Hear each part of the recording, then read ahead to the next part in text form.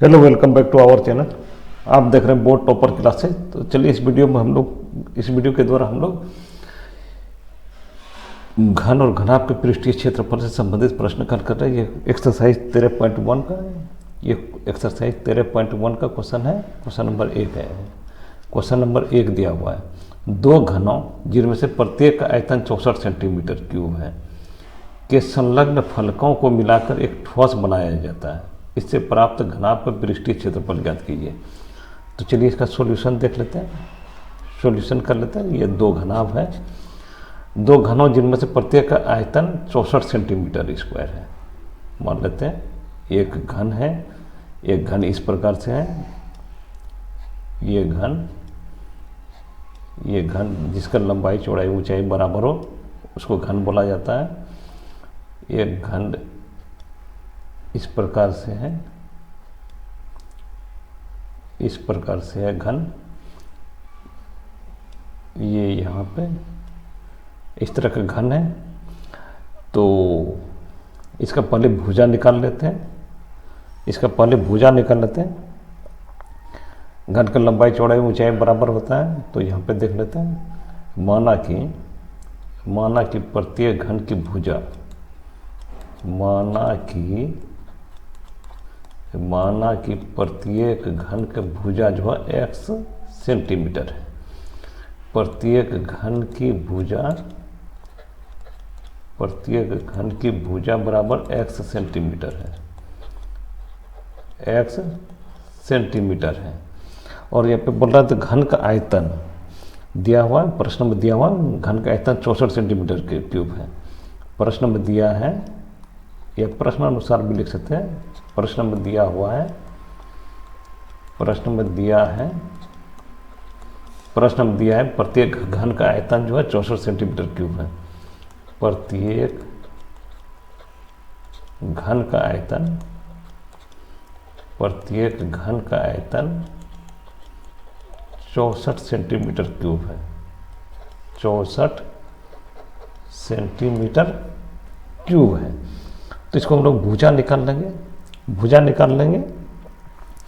तो घन का आयतन बराबर होता है भुजा का क्यूब। ये फॉर्मूला होता है, घन का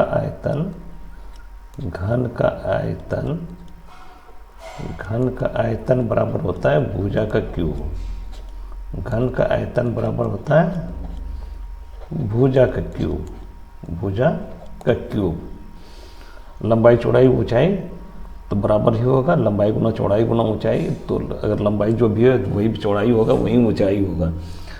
तो इस तरह का भुजा का क्यूब बराबर भुजा का क्यूब। ये भुजा को हम लोग x माने हैं, भुजा को यहाँ पे x माने हैं। यहाँ पे पहले लिख देते हैं भुजा का क्यूब बराबर 64। तो इसको हम लोग भुजा का क्यूब, तो ये हो गया x का क्यूब। 64 को हम लोग 3 बार में 4 गुना 4 लिख सकते हैं। तो x क्यूब बराबर ये 4 का क्यूब हो गया।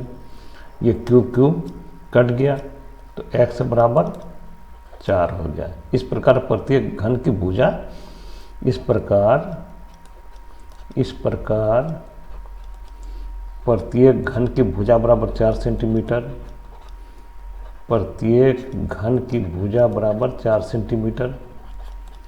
घन की भुजा बराबर ये 4 सेंटीमीटर। अब यहाँ पे बोल रहा है दो घन को मिलाकर संलग्न फलकों मान लेते हैं। ये एक भुजा है, ये एक घन है, और ये दूसरा घन को मिलाकर एक ठोस बनाता है। इसे प्राप्त घनाभ का पृष्ठीय क्षेत्रफल ज्ञात कीजिए।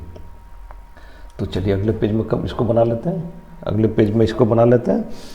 तो ये दो घन को मिला देते हैं, दो घन को, जैसे कि मान लेते हैं ये घन ये है, एक घन यहाँ पे इसको मिला देते हैं।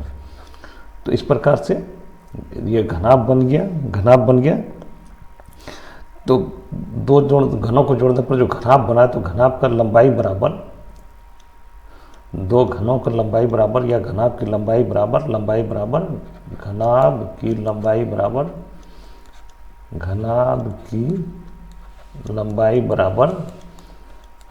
बराबर यहाँ पे देखिए x 1 का निकला है, तो ये हो जाएगा, दोनों को मिलाकर ये 2x हो जाएगा। घनाभ की लंबाई बराबर ये हो गया 2x, चौड़ाई बराबर हो गया x, और ऊंचाई बराबर भी x।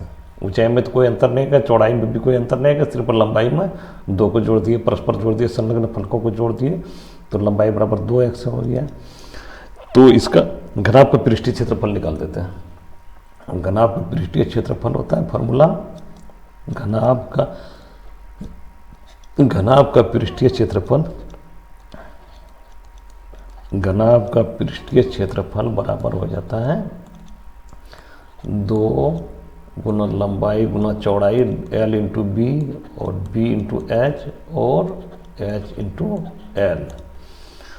तो यहाँ पे 2 आ जाएगा, 2 तो रह ही जाएगा, लंबाई 8 हो गया और चौड़ाई 4, सिर्फ लंबाई में अंतर आया, वो घन के लंबाई में सिर्फ अंतर हो गया, 2 घन को मिला दिए तो लंबाई 8 और चौड़ाई 4, और यहाँ पे चौड़ाई 4 और ऊंचाई भी 4, प्लस ऊंचाई 4 गुना लंबाई 8, ये हो गया 2 और 8 चौके 32 और 4 चौके ये हो गया 16, ये 4 अठे 32, तो 32 64 हो गया, ये 32 को जोड़ दीजिएगा तो 64 हो गया, और 64 जोड़ 16 64 76 10 80 हो गया, तो ये हो गया 2 गुना 80 बराबर 160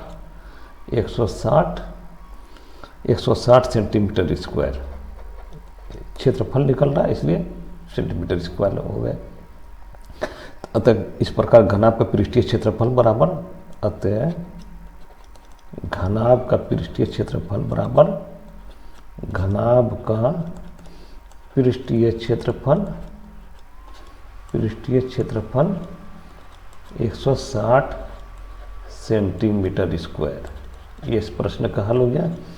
इस तरह का और वीडियो देखना चाहते हैं तो वीडियो का प्ले लिस्ट बना हुआ जहाँ पर लगभग सभी एक्सरसाइज की तैयारी कराएगा। वहाँ पर SST science, math, SST science, गणित, एडवांस गणित सभी विषय का तैयारी कराएगा, वहाँ पे जाकर देख सकते हैं।